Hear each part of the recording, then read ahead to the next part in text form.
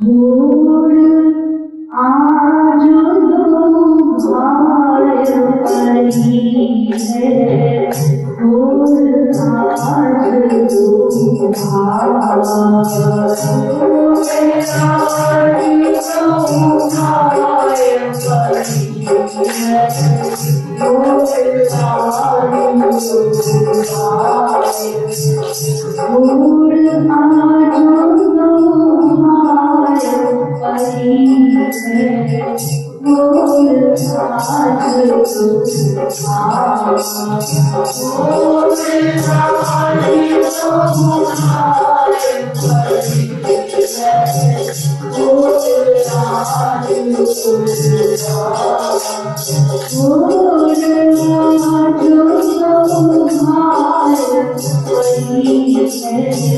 आज दो भाई परी है,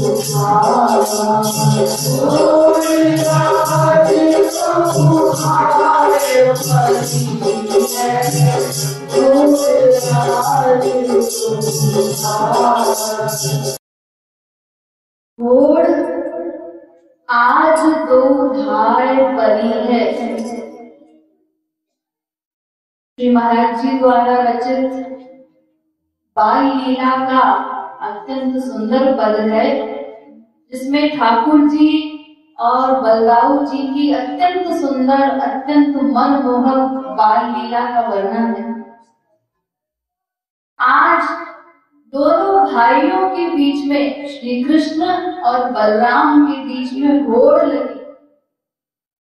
दोनों भैया आपस में झगड़ गए और बाजी लगा गए, और ऐसी बाजी जहां बुद्धि कुंठित हो जाए, ऐसी होड़ लगी है दोनों। जबकि दोनों बहुत छोटे से हैं, ठाकुर जी तो और छोटे हैं बलदाऊ जी से, और अभी तुतला करके तो बोलते हैं, ठीक ठीक बोलना भी नहीं आता। तो संसार में भी जो बच्चे बहुत छोटे होते हैं, अभी बोलना भी नहीं सीखे, तुतला करके बोलते हैं, तो उनमें कितना सेंस होता है ये तो आप लोग जानते ही। तो उसी अवस्था का अभिनय ठाकुर जी कर रहे हैं, क्योंकि लीला करनी है ना उनको। अगर ठीक ठीक अभिनय नहीं होगा तो फिर लोग जान लेंगे कि वो भगवान है, सर्वज्ञ है, सर्वशक्तिमान है। तो इसलिए ठीक उसी प्रकार जैसे संसारी बच्चे होते हैं, तुतला करके बोलते हैं, जितनी उनकी नॉलेज होती है, ठीक उसी प्रकार का अभिनय ठाकुर जी कर रहे हैं। तो तुतला करके अपने भैया से, बलदाऊ से कहते हैं, होड़ लगाकर। क्या होड़ लगी है दोनों के बीच में? ठाकुर जी तुतला के कहते हैं बलदाऊ से कि नंद बाबा हमारे ही बाबा और यशोदा मैया केवल हमारी ही मैया, तुम्हारी नहीं। यानी भी की होड़ लगी, भी की नहीं। वो ये नहीं मानना चाहते कि यशोदा मैया मेरी भी मैया है और तुम्हारी भी मैया है, नंद बाबा मेरे भी बाबा हैं और तुम्हारे भी बाबा हैं, ऐसा नहीं। यहाँ पर भी की होड़ लगी है, उनकी ये जिद है ठाकुर जी की कि यशोदा मैया केवल हमारी ही मैया, इसी प्रकार नंद बाबा केवल मेरे ही बाबा। तो बलदाऊ क्या कहते हैं, उनके बीच में ये होड़ है, दोनों एक ही बात कर रहे हैं। बलदाऊ कहते हैं, हट, बड़ा आया मेरी मैया, अरे यशोदा मैया तो केवल हमारी ही मैया और नंद बाबा हमारे ही बाबा। और लड़ाई इतनी बढ़ गई कि एक दूसरे को ढकेल भी रहे हैं। नहीं, मैंने कहा ना मेरी मैया है, अरे तू कैसे आ गया मैया वाला, बड़ा बनता है मैया वाला।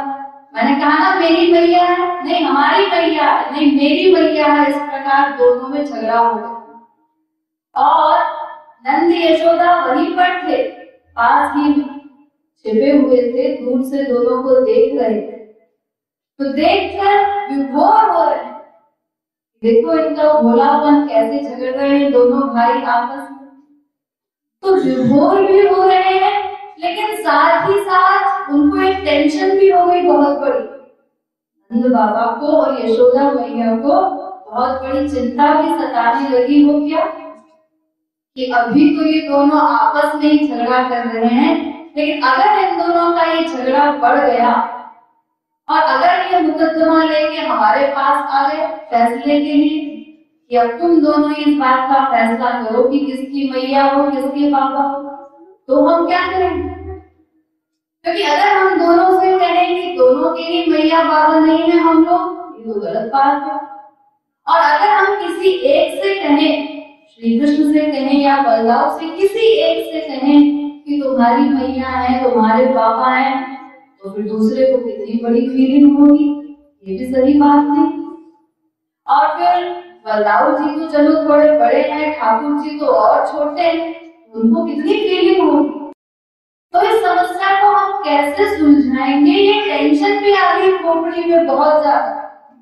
रस भी मिल रहा है बच्चों का ये झगड़ा देख करके, लेकिन इतनी बड़ी टेंशन भी हो रही है कि अगर ये समस्या हमारे सामने आई, इस समस्या को ये लोग हमारे पास लेकर के आए, तो हम क्या फैसला करेंगे, इस चिंता में भी है। यानी दोनों की उस लीला को देखकर, उस पीड़ा को, उस झगड़े को देखकर विभोर भी हो रहे हैं और मैया बाबा साथ में चिंतित भी। लेकिन समस्या तो सुलझानी ही पड़ेगी, तो कैसे सुलझेगी, इसी का आगे पूरे पद में वर्णन है। आज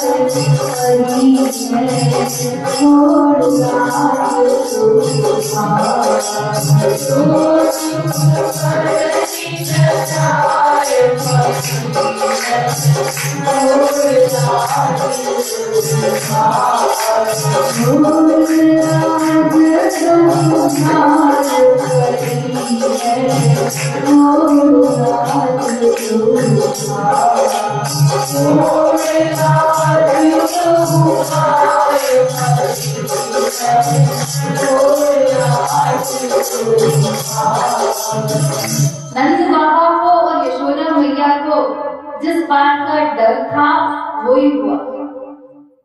क्या हुआ कि दोनों आपस में लड़ते लड़ते जब थक गए, जब दोनों में ये बहस छिड़ी कि नंद बाबा हमारे ही हैं, दूसरा कहता नहीं हमारे ही हैं, तो ये झगड़ा जब बहुत देर तक चलता रहा, दोनों थक गए, कोई डिसीजन नहीं निकला, उनके बीच में कोई फैसला नहीं हो पाया, तो फिर निर्णय के लिए उन्होंने कहा कि चलो अब नंद बाबा के ही पास चले, मैया के ही पास चले।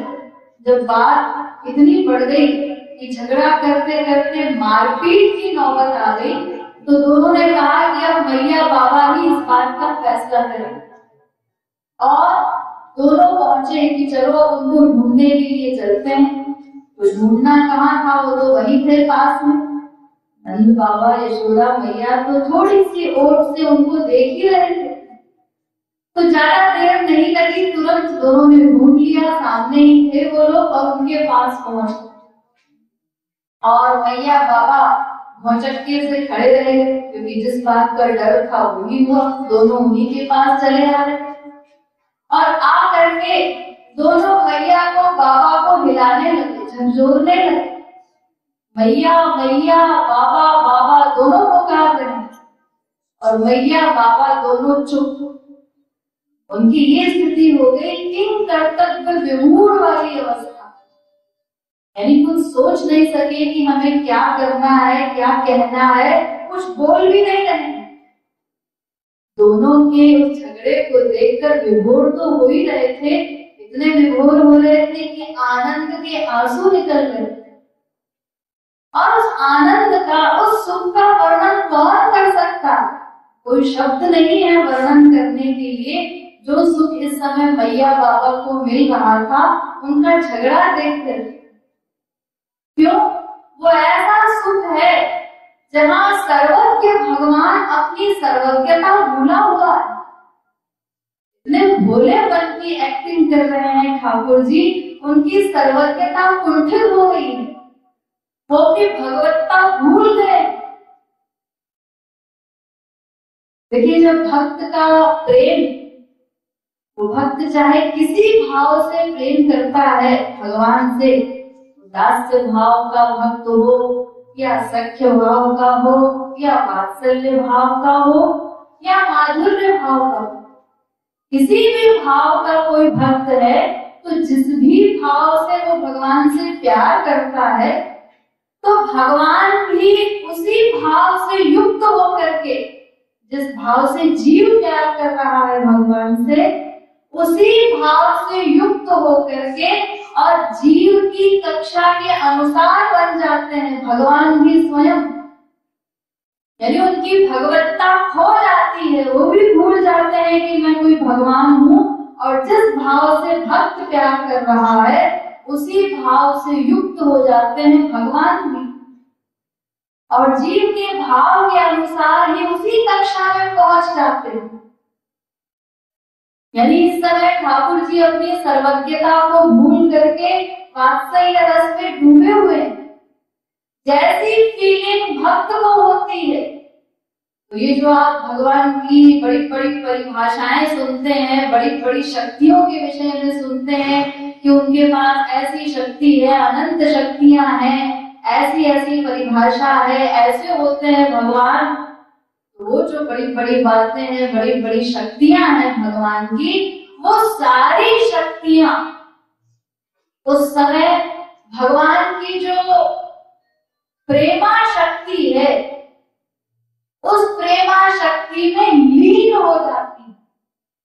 जितनी भी अन्य शक्तियां हैं भगवान की, तो हिलादिनी शक्ति रूपी जो प्रेम है, उस प्रेमा शक्ति में अन्य समस्त शक्तियां लीन हो जाती हैं, यानी उतनी देर के लिए गायब हो जाती हैं, वो रहती ही नहीं। ऐसा नहीं कि कोई एक्टिंग कर रहे हैं भगवान, ऐसा नहीं होता। जैसे भक्त व्याकुल रहता है, भगवान के लिए आंसू बहाता है, ऐसे ही भगवान भी आंसू बहाते हैं और भक्त के लिए व्याकुल रहते हैं। जितनी व्याकुलता भक्त को होती है भगवान के आलिंगन की, उतनी ही व्याकुलता भगवान को भी होती है भक्त का आलिंगन करने के लिए, वो उतने ही व्याकुल रहते हैं। और जितना सुख भक्त को मिलेगा, यशोदा मैया जिस प्रकार ठाकुर जी को दुलार करती हैं, चिपटाती हैं, तो जितना सुख यशोदा मैया को मिल रहा है, उतना ही सुख श्याम सुंदर को भी मिलेगा उनके आलिंगन में। ये भगवान की स्वरूप शक्ति का ये कमाल होता है कि वो भक्त और भगवान दोनों को एक सूत्र में, एक लेवल पर खड़ा करके एक सा रस प्रदान करती। तो इस समय ठाकुर जी उसी वात्सल्य भाव से युक्त हैं। जितनी अन्य शक्तियां हैं वो सब लीन हो गई हैं। लीन होने का मतलब ये है कि अन्य समस्त शक्तियां समाप्त नहीं हो जाती। गायब होने का मतलब ये है कि वो शक्तियां उतनी देर के लिए प्रेमा शक्ति में लीन हो जाती है, यानी उतनी देर के लिए उनका वर्क बंद हो जाता है। उतनी देर के लिए वो रहते ही नहीं जितनी देर भगवान भक्त से प्यार करेगी। लेकिन इसका ये मतलब नहीं है कि उनकी शक्तियां समाप्त हो गई। अरे भगवान जब चाहे अपनी शक्तियों को फिर बुला सकते हैं। अगर भगवान का मन हो कि ऐश्वर्य शक्ति आ जाए मेरे पास, तो तुरंत उस समय उस शक्ति को आना पड़ेगा। ये नहीं कि भगवान को कोई प्रयत्न करना पड़ेगा या कोई तपश्चर्या करने के लिए जाना पड़ेगा, ऐसा नहीं होता। आप लोग सुनते हैं ना, यशोदा मैया के डंडे के डर से जब ठाकुर जी डर गए थे मिट्टी खाने के प्रकरण में, तो उस समय जहां आवश्यकता थी, जब ठाकुर जी ने देखा कि अब तो पिटे बिना बचेंगे नहीं, तो उन्होंने क्या किया, ऐश्वर्य शक्ति को बुलाया और आंख से इशारा भी नहीं करना पड़ा बुलाने के लिए, केवल संकल्प किया और योग माया शक्ति उसी समय उपस्थित हो गई, उसी समय आ गई और उस योग माया ने मैया को ठाकुर जी के छोटे से मुख में अनंत ब्रह्मांड दिखा दिया, जिससे सब उल्टा हो गया। अभी तक ठाकुर जी डर रहे थे और अब मैया थर थर कांपने लगी, डरने लगी और डंडा हाथ से गिर गया और ठाकुर जी बार बार बच गए। तो रहती सारी शक्तियां हैं, भगवान जब चाहे उनको बुला सकते हैं, प्रकट कर सकते हैं, लेकिन जितनी देर भक्त से प्यार करते हैं भगवान, तो उतनी देर के लिए उनकी बाकी समस्त शक्तियां प्रेमा शक्ति में लीन हो जाती है, समा जाती है। उतनी देर के लिए उनका वर्क बंद हो जाता है।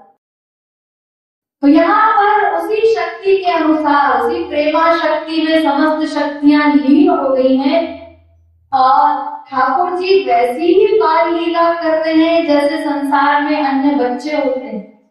जैसे छोटे से बच्चे को सेंस नहीं होता या जितनी उसकी नॉलेज होती उसी प्रकार की वो बात करता।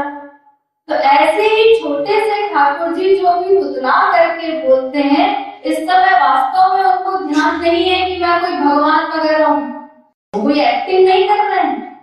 फैक्ट में उनको कुछ याद नहीं है कि मैं भगवान। और जैसे एक छोटा सा भोला सा बच्चा होता है, उसकी बुद्धि में जितनी बात बैठती है, तो ठाकुर जी के मन में इस समय ये बात बैठी है बुद्धि में कि यशोदा मैया केवल हमारी ही मैया और नंद बाबा केवल हमारे ही बाबा। वो ऐसा क्यों सोच रहे हैं? ऐसा इसीलिए सोच रहे हैं कि जब मैया अपने किसी भी लल्ला को प्यार करेगी, जैसे ठाकुर जी को जब चिपकाती होंगी, जिस समय चिपकाया होगा, आलिंगन किया होगा ठाकुर जी का, तो उस समय हर माँ अपने बच्चे का लाड़ करते समय कहती है, तू तो मेरा प्राण प्यारा है, तेरे बिना मैं जी नहीं सकती। तो ठाकुर जी को प्यार करते समय ऐसी बातें कही। अब मैया तो अपने हर बच्चे के लिए ऐसा करेगी, क्योंकि माँ को तो अपने हर बच्चे के चिपटाने में उतना ही सुख मिलता।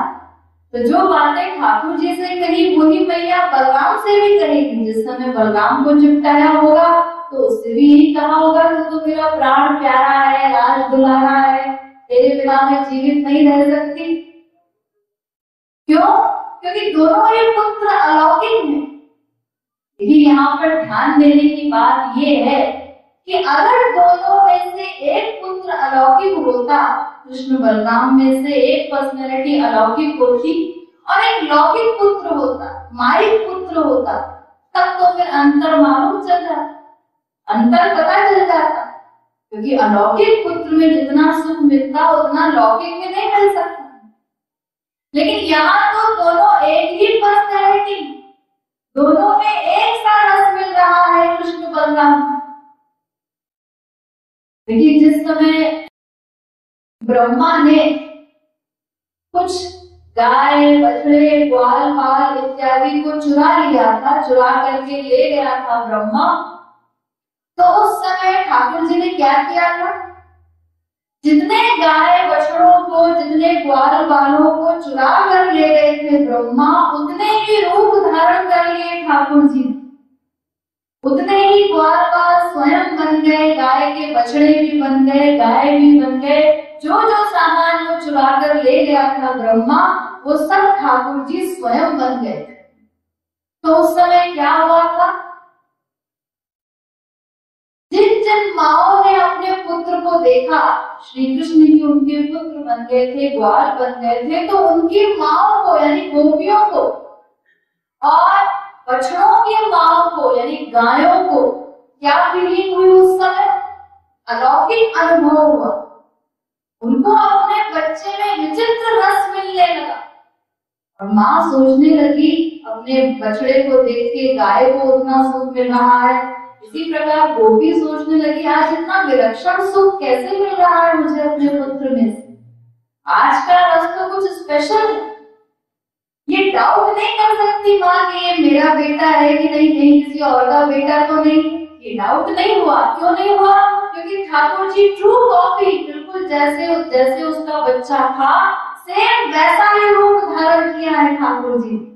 तो कोई डाउट किसी माँ को नहीं हुआ, लेकिन एक विलक्षण रस की अनुभूति हुई कि ये कैसा रस मिल रहा, इससे पहले तो कभी नहीं मिला। तो इसका परिणाम क्या हुआ? ठाकुर जी को घाटा हो गया। क्या घाटा हो गया?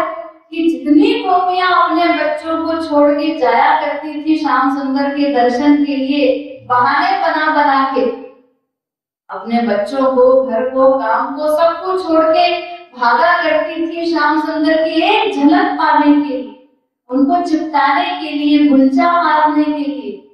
तो अवसर उल्टा हो गया। गोपियों ने नंद जी के यहाँ जाना ही बंद कर दिया। अरे जब वही रस उनको अपने बच्चे में मिल रहा है तो वहां क्यों जाएंगी इतनी दूर? तो वहां पर भीड़ भाड़ तब हो गई नंद के महल में।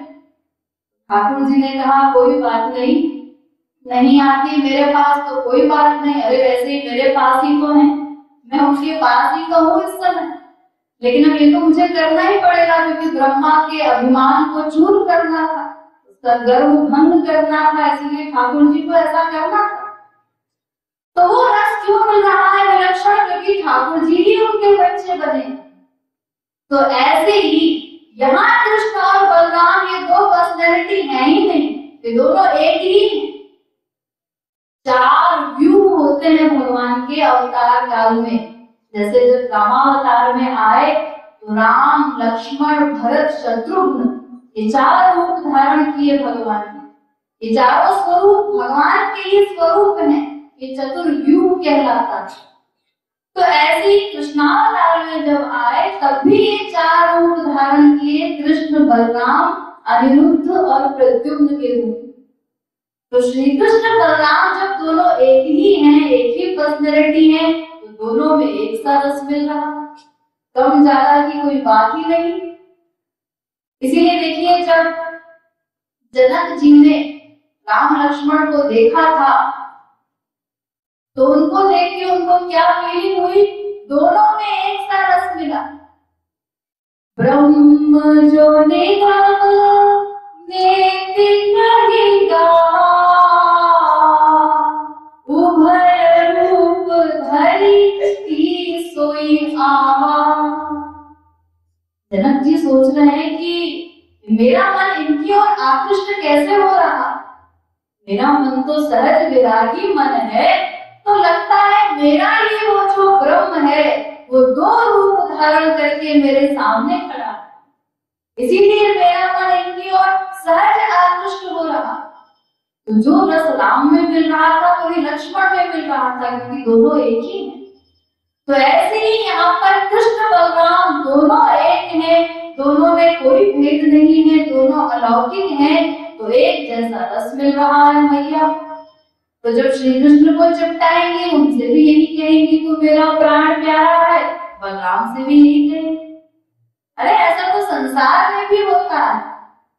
दुनियादारी वाली जो माएं हैं उनके भी 3-4 बच्चे होते हैं, तो सबको जब चिपटाती है माँ, सबको एक जैसा प्यार करती है, सबकी तारीफ करती है उस समय। अब वो छोटे से बच्चे उन्होंने याद कर लिया, ठाकुर जी ने याद कर लिया कि मुझे प्राण प्यारा कह रही है तो मैं ही मैया का लाडला हूँ, वो मेरी ही मैया है, मुझसे ही ऐसा कहती होंगी, बलराम से थोड़ी ना कहती होंगी। और इधर दाऊ को भी यही लग रहा कि मुझसे जब मैया ऐसा कहती है, बाबा ऐसा कहते हैं, इसका मतलब दोनों केवल मेरे ही मैया बाबा है। तो इसी बात में हो रही है, जितना उनका सेंस है, जैसी इस समय लीला हो रही है, तुतला करके बोलते हैं, तो ठीक उनके मस्तिष्क में यही बात बैठी है कि वो मेरी ही मैया है, वो कोई एक्टिंग नहीं कर रहे हैं। और इसी प्रकार दाऊ भी यही कह रहे हैं कि वो मेरी मैया है, वो मेरे बाबा है। तो इस झांकी को देख करके मैया बाबा को जो सुख मिल रहा वो तो अनिर्वचनीय है। उस अनंत मात्रा के आनंद का वर्णन नहीं किया जा सकता। इसीलिए दोनों विभोर हो रहे हैं, आंसू बहा रहे हैं, लेकिन साथ में उनकी जो चिंता है उसका वो इस समय समस्या का हल नहीं निकाल पा रहे हैं। तो दोनों झगड़ा लेके उनके पास पहुंच गए निपटाने के लिए कि अब आप फैसला करो कि किसकी मैया हो, किसके बाबा हो। लेकिन दोनों ने जब ये स्थिति देखी कि अब हमारे पास पहुंच गए हैं मुकद्दमा लेके, तो अब हम क्या करेंगे, तो दोनों की स्थिति क्या हो रही है मैया बाबा की, जैसे कोई पत्थर हो, जड़मत हो गए, बिल्कुल कुछ सोच ही नहीं सके कि अब क्या करेंगे। और इसी धुन में, इसी सोच में, इसी चिंतन में वो कोई भाग भी नहीं सके कि इस समय कहीं छिप जाते, कहीं चले जाते, तो कम से कम हो सकता है थोड़ी देर के बाद बच्चे बात को भूल जाया करते हैं, थोड़ी देर के बाद उनका ये झगड़ा ही न रहता। लेकिन वो भाग ही नहीं सके। ऐसी स्थिति हो गई, अचानक उनके सामने आने से कुछ सोच नहीं सके, भाग नहीं सके। और इस समय किन कर्तव्य विमूढ़ बने हुए हैं, चिंता में बैठे हैं कि अब क्या किया जाए। आज बोल दो भार परी है, आज बोल दो भार, आज बोल दो भार परी है, आज बोल दो भार परी है, आज बोल दो भार, आज बोल दो भार परी है, आज बोल दो भार। जब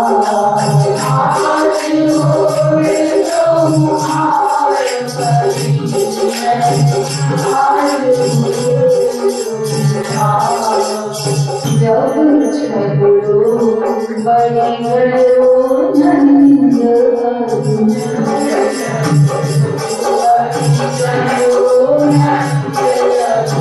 जब झगड़ो बड़ी गड़ो नंद,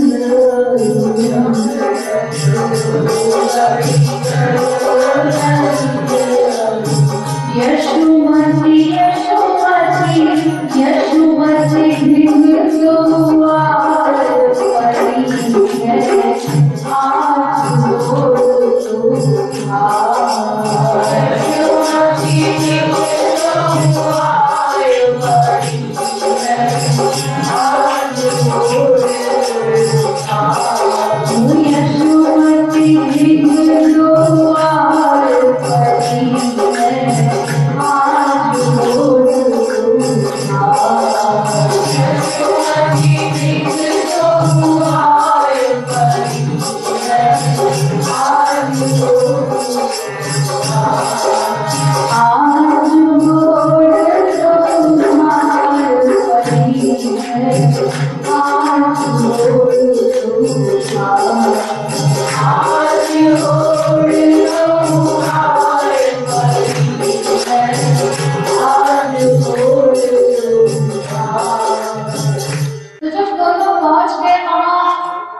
और मैया बाबा को झकझोर रहे हैं, हिला रहे हैं, मैया मैया बाबा तुम कुछ बोलते क्यों नहीं।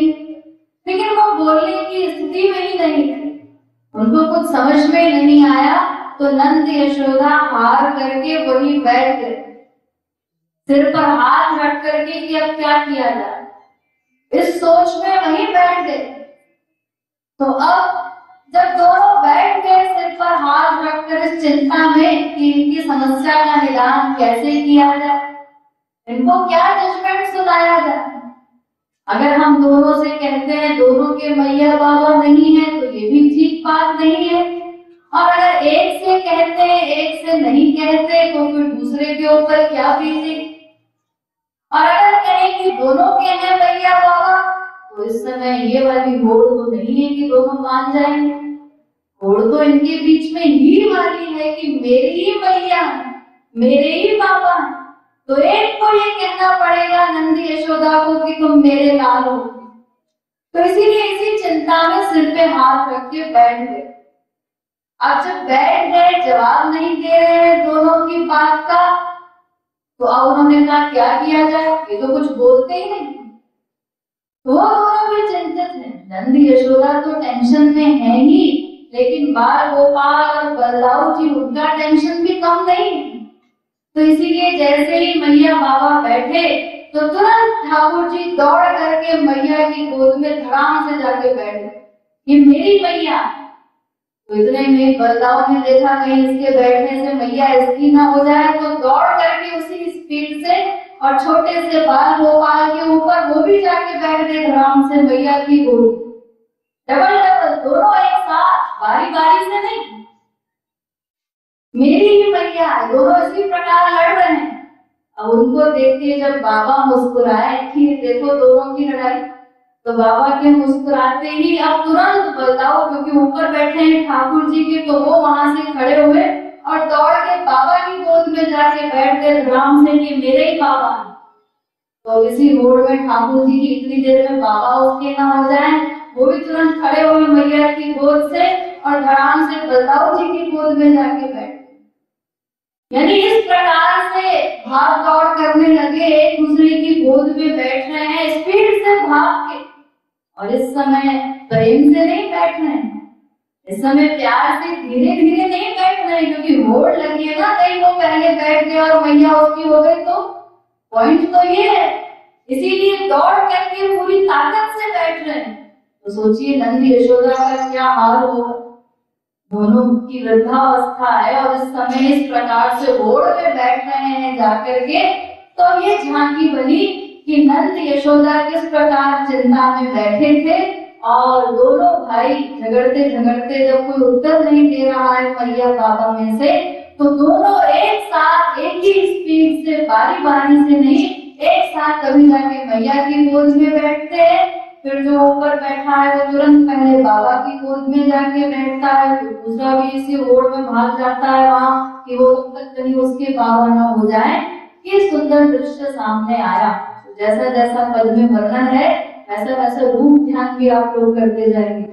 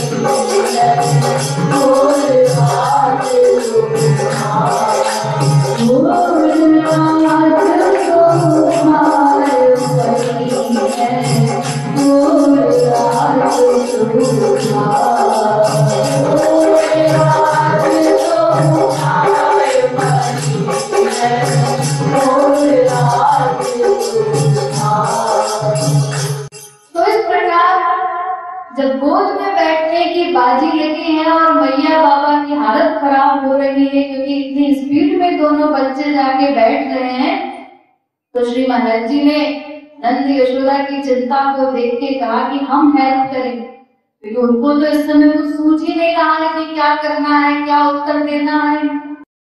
तो उनकी हालत देख करके श्री महाराज जी ने कान में मंत्र फूंक दिया, नंद बाबा, यानी अपनी राय दी कि इस समय एक ही सूरत है, बस अगर ये बात बन गई तब तो तुम दोनों आज बच जाओगे, नहीं तो इसी प्रकार तुम्हारी मरम्मत करते रहेंगे ये दिन रात, इसी प्रकार दौड़ते रहेंगे, ये तो थकने का नाम लेंगे नहीं।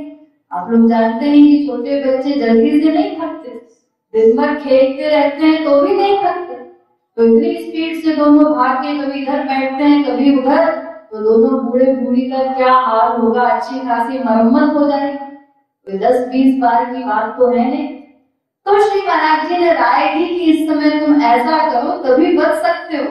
उसी के अनुसार बाबा ने दोनों से कहा, ठाकुर जी से और बलदाऊ से, उसी राय के अनुसार बाबा अपनी बात कह रहे हैं। क्या कहते हैं?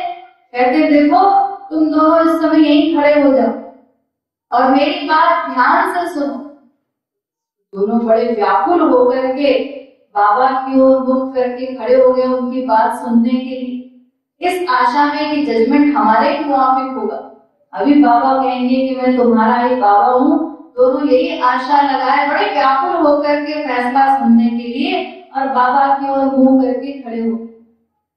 तो नंद बाबा ने कहा, देखो तुम्हारा ये जो झगड़ा है तो मैं उसी का बाबा हूँ और यशोदा उसी की मैया बनेगी। किसकी? जो आंख बंद करके और नाचते हुए गाना गाएगा। ये 3 शर्तें सामने रखी, आंख बंद करके नाचते हुए जो गाना गाएगा उसी की यशोदा मैया है और उसी का मैं बाबा हूँ। तुम्हारा ये जो झगड़ा है इसका फैसला इस बात से होगा। और आंख खुलनी नहीं चाहिए, 3 शर्तें रखी, आंख बंद रखनी है, आंख नहीं खोलना है, साथ में नाचना भी है और गाना भी है। वो बेचारे बच्चे क्या गाएंगे, तुतला के तो अभी बोलते हैं, लेकिन आपने संसार में भी देखा होगा छोटे बच्चे जो भी ठीक से बोलना भी नहीं जानते लेकिन वो भी गाते हैं। जो उनके मन में आया, अभी ठीक से बोलना नहीं जानते लेकिन वो जो नेचुरल इच्छा होती है भीतर से गाने की, तो कर जो शब्द बेचारे बोल पाते हैं उन्हीं में अंडबंड स्वर लगा के गाते जाते हैं और नाचते भी जाते हैं और वो सोचते हैं बड़ा अच्छा गा रहे हैं। और वास्तव में वो गायन माँ बाप को पसंद भी है। बाद में उनके बच्चे बड़े होने के बाद चाहे कितने बड़े बड़े राग सीख जाएं, आशावरी, भैरवी इत्यादि, लेकिन उसमें वो रस माँ बाप को नहीं मिलता जो उनके छोटे से बच्चे तुतला करके गाँव इत्यादि जो शब्द बोलते हैं गाते हैं, उसमें जो रस मिलता है माता पिता को, वो बड़े होने के बाद नहीं मिलता। तो इसीलिए यहाँ पे बाबा ने 3 शर्त रखी कि आंख खुलनी नहीं चाहिए, आंख बंद करके नाचना है और साथ में गाना भी। जिसने आंख खोल दी उसका मैं बाबा नहीं, यशोदा उसकी मैया नहीं। जिसने डांस बंद किया उसकी यशोदा मैया नहीं, हम बाबा नहीं। और जिसने गाना बंद किया उसके भी हम मैया बाबा नहीं। ये तीनों काम जो एक साथ करेगा उसी की यशोदा मैया है और उसी का मैं बाबा। तो अब ये बात सुन करके वो दोनों ठाकुर जी और बलदाऊ जी दोनों ने अपना प्रारंभ कर दिया नाचना। मन चाहे स्वरों में जो मन में आया वो गा रहे हैं, गोल गोल घूमते जा रहे हैं, नाच रहे हैं, चक्कर खा रहे हैं, आपस में टक्कर खा रहे हैं, फिर भी रहे हैं आपस में जब आंख बंद है तो, क्योंकि आंख खुलनी नहीं चाहिए। तो इस प्रकार श्री महाराज जी ने उन दोनों को काम में लगा दिया।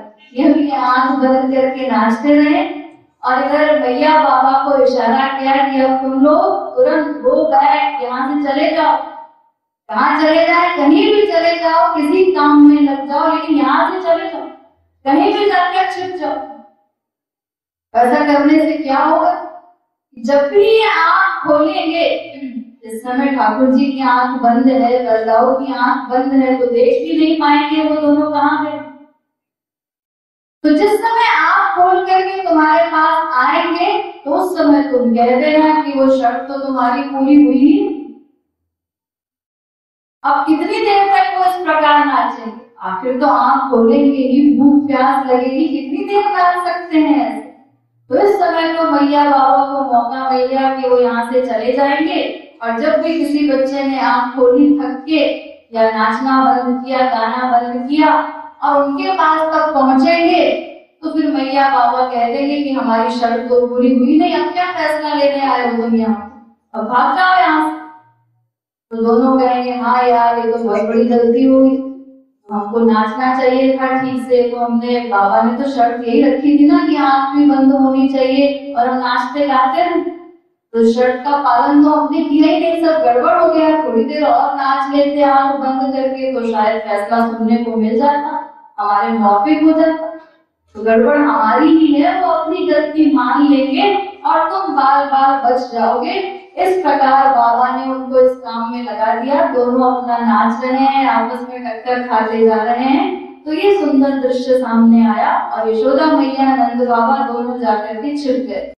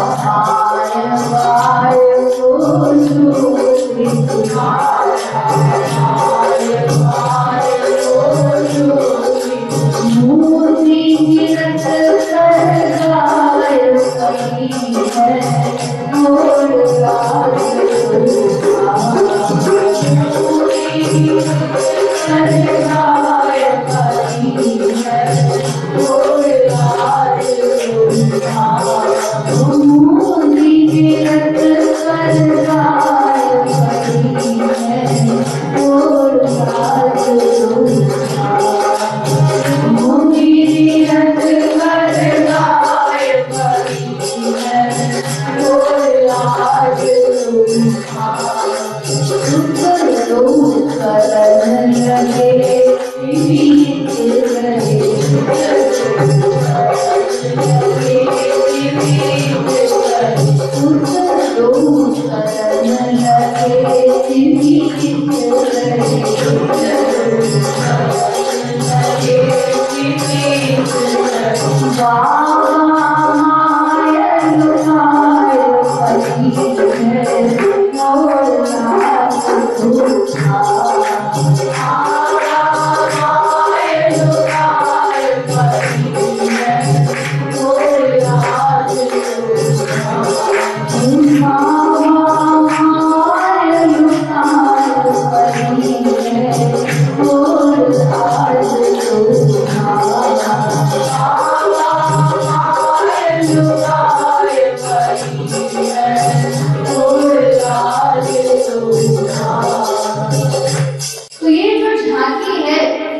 गोपाल की और बलदाऊ जी कि दोनों इस विश्वास के साथ आंख मूंद करके नृत्य कर रहे हैं, साथ में गा भी रहे हैं कि ऐसा करने से मैया हमारी मैया हो जाएंगी और बाबा हमारे बाबा हो जाएंगे।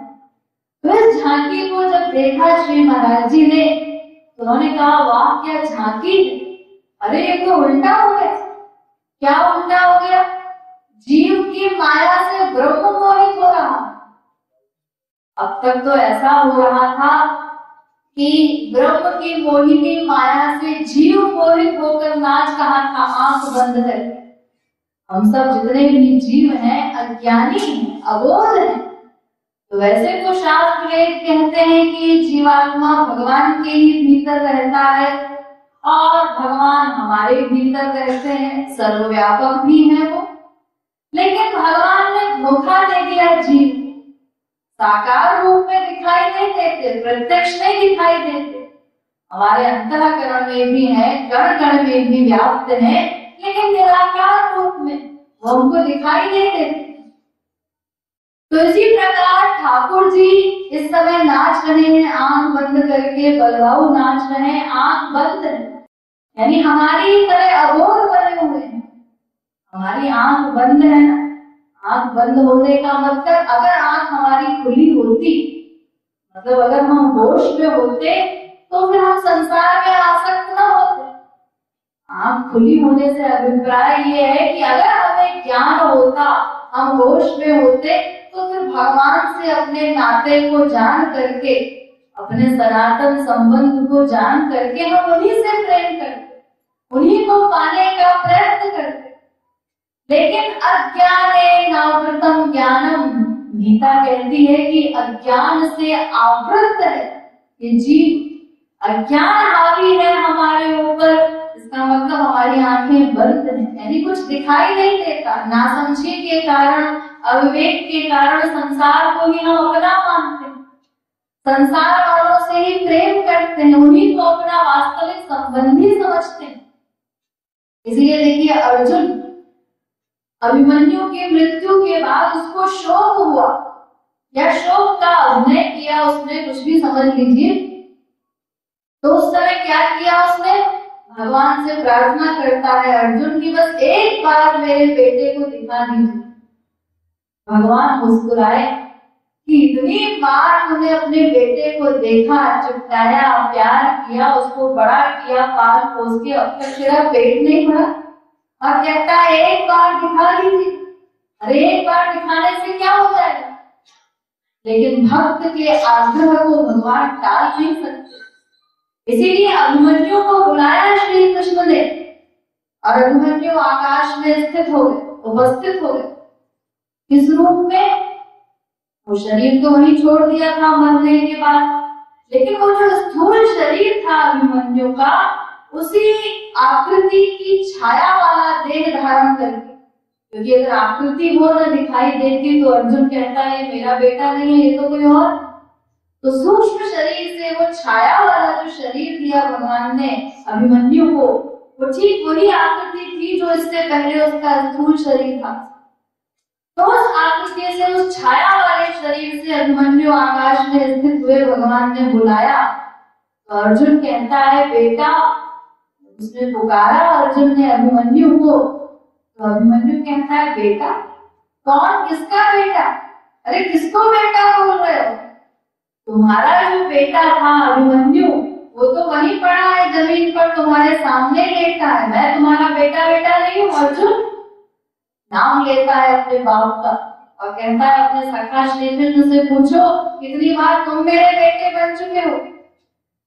क्योंकि जीवात्मा घूम फिर के वही तो आता है संसार में। अनंत बार हम एक दूसरे के माँ बाप बेटे स्त्री पति सब बन चुके हैं, क्योंकि जब कोई जीव मरता है तो मर के जाएगा कहाँ? जब तक तो उसको मुक्ति नहीं मिली, भगवत प्राप्ति नहीं हुई और आसक्ति जहाँ पर है वहीं उसका जन्म होगा। तो आज बाप मर गया तो उसके बाद दूसरा जन्म कहाँ होगा? उसी बेटे के यहाँ पे जूनियर बन के आता है, बेटे का बेटा बन के आता है, अब बेटा उसका बाप हो गया। और यही चक्र अनादिकाल से चल रहा है। आपस में ही हम एक दूसरे को भगवान माने बैठे हैं, एक दूसरे से प्रेम कर रहे हैं, जबकि जीव का जीव के साथ कोई नाता नहीं। तो ये सृष्टि अनादि है, जीव भी अनादि है और कर्म भी अनादि। और धारावाहिक रूप से इस कर्म के धारा प्रवाह के अनुसार, कर्मों के अनुसार ही जीव देह धारण करता है, 84 लाख में भटक रहा है, कभी मनुष्य, कभी कुत्ता, कभी बिल्ली इत्यादि बनता है। इसलिए भगवान पर भी हम ये आक्षेप नहीं कर सकते कि उसने इतनी विषमता क्यों की सृष्टि में। ये सब तो अनादि चक्र है, सृष्टि भी अनादि है, कर्म भी अनादि है। उन्हीं कर्मों के अनुसार जीव परिणाम भोग रहा है, फल भोग रहा है। तो इस प्रकार वो कहता है अभिमन्यु की कौन किसका बेटा? अनंत बार तुम मेरे बेटे बन चुके हो अर्जुन। तो यहाँ भगवान के साथ अपने संबंध को भूल जाने के कारण, हमारी आंखें बंद होने के कारण उस मोहिनी माया के द्वारा हम नाच रहे हैं, संसार को ही अपना मानते हैं। मंदिर में जाके हम बोलते हैं त्वमेव माता च पिता त्वमेव, लेकिन भीतर से हमारी स्थिति क्या है? भीतर से हम यही मानते हैं कि एक माँ घर में बैठी है, वही हमारी असली माँ, उसी में हमारी आसक्ति है, उसी की मृत्यु पर हम रोते हैं, आंसू बहाते हैं। भगवान जो हमारी सनातन माँ है, जिससे जीवात्मा का नित्य संबंध है, सनातन संबंध है, वो माँ हमको आज तक नहीं मिली, वो हमारा संबंधी हमें आज तक नहीं मिला, उसके लिए तो हम नहीं रोते, उसके लिए हम व्याकुल नहीं, उसको पाने के लिए कोई व्याकुलता नहीं, आंसू नहीं बहाते, क्योंकि हम संसारी माँ को ही अपनी माँ मानते, यहाँ के रिश्तेदारों को ही अपना वास्तविक नातेदार मानते। क्योंकि नासमझी के कारण, उसी अज्ञानता के कारण, आंखें बंद होने के कारण हम अपने वास्तविक स्वरूप को ही भूले हुए, अपने आप को नहीं जानते कि मैं कौन हूँ, इसीलिए शरीर की माँ को अपनी माँ मानते। भगवान कहते हैं अरे तू तो जीवात्मा है, जीवात्मा तो नित्य है, ये तो तेरे शरीर की माँ है, संसार वाली माँ, आत्मा की माँ नहीं।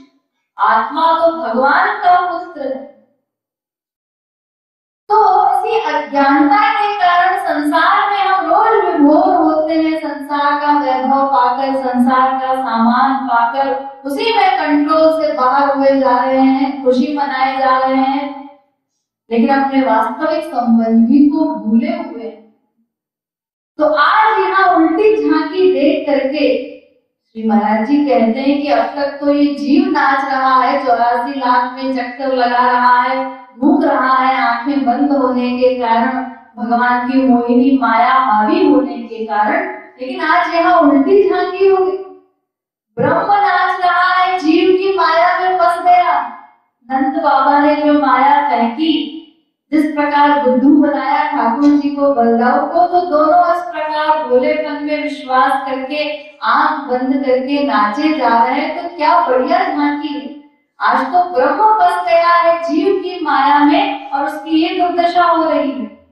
तो इस झांकी को देख के लखी कृपालु बाकी झांकी यह निज कह दियो लुटाए। मैंने सोचा कि इतनी सुंदर झांकी है कि आज ब्रह्म फंसा हुआ है जीव की माया में, और किस प्रकार भोलेपन में दोनों नृत्य कर रहे हैं आंख बंद करके। तो इस झांकी पर कुछ न्यौछावर करना चाहिए। तो क्या न्यौछावर किया जाए? न्यौछावर करने के लिए तो कुछ है ही नहीं पास में, क्योंकि ये जीव जो भी सामान न्यौछावर करने के लिए चलेगा तो हर सामान तो भगवान का है। हमारे पास कुछ भी अपना नहीं है, शरीर भी अपना नहीं, सब कुछ उन्हीं का दिया हुआ है। संसार का सामान सारा उनका, संसार उनका बनाया हुआ। तो इसीलिए अंत में श्री महाराज जी ने ये निश्चय किया कि और किसी झगड़े में न पड़ के हम अपने आप को ही न्यौछावर कर देते, क्योंकि उन पर न्यौछावर करने के लिए और कोई सामान है ही नहीं। तो हम भी उन्हीं के, जीवात्मा भी उन्हीं का है। तो अपने आप को ही ठाकुर जी की इस बाकी झांकी पर श्री महाराज जी न्यौछावर कर रहे हैं कि किस प्रकार आज ब्रह्म इतने भोलेपन में इस विश्वास के साथ ये दोनों नाचे जा रहे हैं कि हमारे आंख बंद करके इस प्रकार नाचते हुए गाने से मैया बाबा हमारे हो जाएंगे। लेकिन बेचारे कब तक नाचेंगे? 2 घंटे 4 घंटे, आखिर तो भूख प्यास लगेगी, आखिर तो आंख खोलनी पड़ेगी। उसके बाद जब जाएंगे मैया बाबा के पास तो वो कह देंगे कि हमारी शर्त तो पूरी हुई नहीं, अब क्या फैसला लेने के लिए आए हो? तो इस प्रकार मैया बाबा दोनों को छुट्टी मिलेगी।